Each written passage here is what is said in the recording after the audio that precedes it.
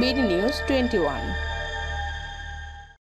তিনটা জটিলতম গুমের সেন্টার আয়নাঘর আমাদের এই ইনভেস্টিগেটররা তদন্ত করেছেন, আবিষ্কার করেছেন। তার মধ্যে টিএফআই সেল বলে যে সেলটা ছিল সেটার ভেতরে যেটা ভূগর্ভস্থ অনেকটা বলা যাবে সেমি ভূগর্ভস্থ সেলগুলো আবিষ্কার করেছে, যেগুলো ওয়াল তুলে বন্ধ করা হয়েছিল, ওয়াল ভাঙতে হয়েছে,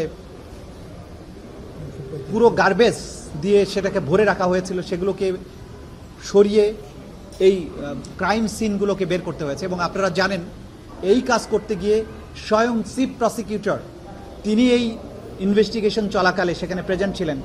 এবং আমরা যখন না বুঝে সেখানে বোমা ফিট করা ছিল, সেই বোমাগুলোর সাথে টাইমার সেট করা ছিল, আমাদেরকে অ্যাপারেন্টলি বোঝা যায় যে এই ইনভেস্টিগেশন করতে যারা গিয়েছেন তাদেরকে হত্যা করারও চেষ্টা করা হয়েছিল। এত সব জটিলতার মধ্য দিয়ে যে কাজগুলো এগিয়েছে সেগুলো প্রতিদিন জনসম্মুখে আসেনি।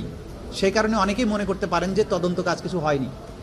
তদন্ত কাজ যা হয়েছে, যেদিন প্রথম দিন ফর্মাল চার্জ দাখিল হবে সেদিন থেকে সবাই উপলব্ধি করতে পারবেন।